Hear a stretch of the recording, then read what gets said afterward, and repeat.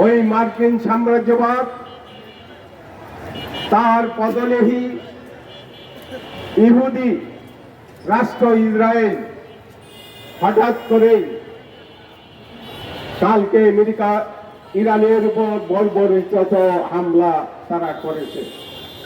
এই বর্বরিত হামলা বিশ্ব বিবেককে নাড়া দিয়েছে। কিভাবে এই রোজার মাসে শিশু সন্তানরা সহ প্রায় ৩০০-র অধিক লোক নিহত হয়েছে। আপনারা জানেন এই পবিত্র রমজান,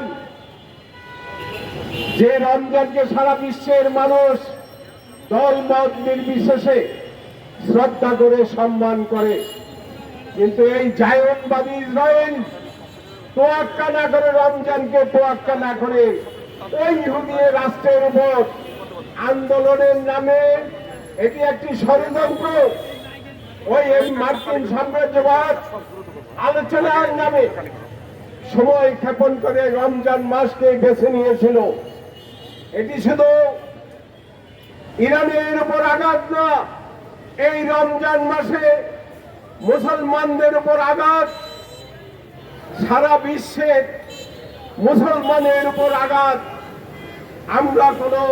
আমরা অসাম্প্রদায়িক রাজনীতি করি, মিনিমাম এই রমজানকে শ্রদ্ধা করা উচিত ছিল তাদের।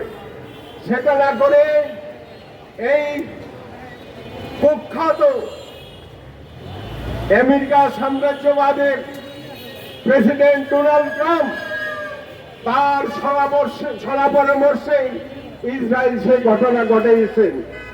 এবং আপনারা জানেন এই ইরানের সর্বোচ্চ ধর্মীয় নেতা আয়াতুল্লাহ খোমেনিকে তারা হত্যা করেছে। তার স্ত্রী, পরিবার, পরিজন, মেয়ের জামাই সহ তাদেরকে হত্যা করেছে।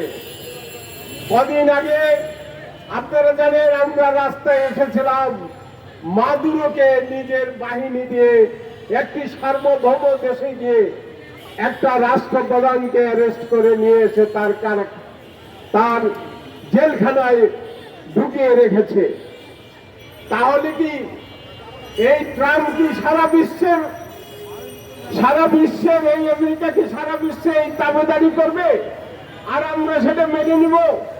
ইরান একটি সার্বভৌম দেশ, ওই ভেনিজুয়েলা একটি সার্বভৌম দেশ, অথচ এই সার্বভৌম দেশের উপর আমেরিকার ইন্ধনে, আমেরিকার উস্কানিতে ওই পার্শ্ব রাষ্ট্র মোদি তিনি ঘোষণা দিলেন ইসরায়েল আমাদের পিতৃভূমি, ভারত হলে ইসরায়েলের মাতৃভূমি।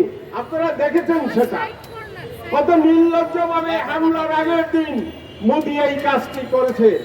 অত্যন্ত সচেতন ভাবে তারা এই ভারতীয় সাম্রাজ্যবাদ, মার্কিন সাম্রাজ্যবাদ তারা এক হয়ে এই ইরানের উপর হামলা করেছে। আমরা আজকে ভাসানী জনশক্তি পার্টি এই হামলার তীব্র নিন্দা জানাচ্ছি এবং প্রতিবাদ জানাচ্ছি। এই হামলা শুধু ইরানের উপর নয়, সারা বিশ্বের সার্বভৌম দেশগুলির উপর আক্রমণ। তাই আমি বলবো সারা বিশ্বের মেহনতি মানুষ আপনারা ঐক্যবদ্ধ হন এবং সারা বিশ্বের সার্বভৌম দেশের রাষ্ট্রপ্রধানদেরকে বলবো ওই সাম্রাজ্যবাদের বিরুদ্ধে আপনারা ঐক্যবদ্ধ হন।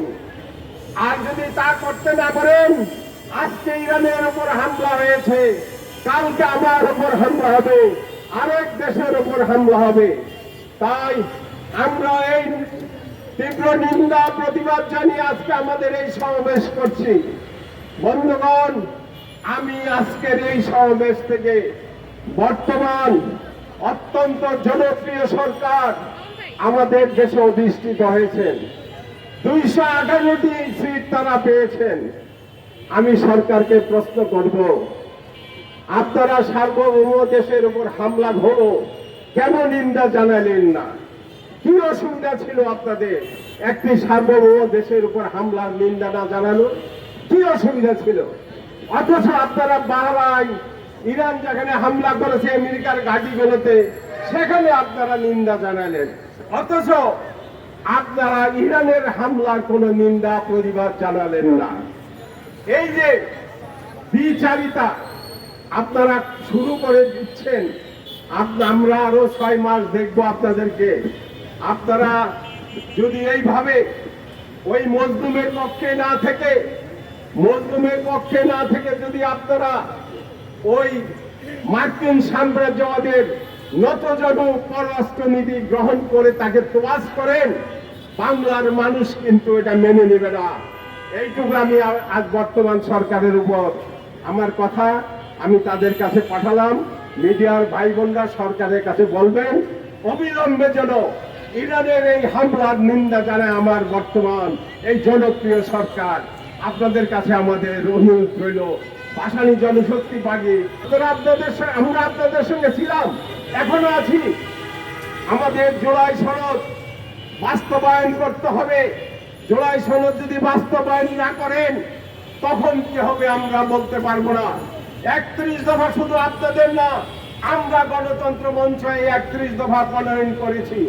আপনারা 31 দফার কথা প্রচার করেছেন এবং জুলাই সনদে আপনারা স্বাক্ষর করেছেন, আমরাও স্বাক্ষর করেছি।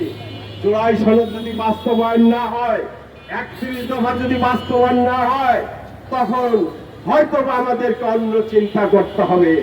আমি এইটুকু আপনাদেরকে বলবো, অবিলম্বে আপনারা জুলাই সনদ বাস্তবায়ন করার। সামনে যে 12 তারিখ সংসদ অধিবেশন বসছে, এই অধিবেশনে জুলাই সনদকে আপনারা বাস্তবায়ন করুন, এই সংসদে পাশ করে নিন। 31 দফার জন্য আরো সময় পাবেন, কোনো সমস্যা নেই। তাই বন্ধুগণ, আমি আপনাদেরকে বলবো আপনারা মজলুমের পক্ষে ঐক্যবদ্ধ থাকুন।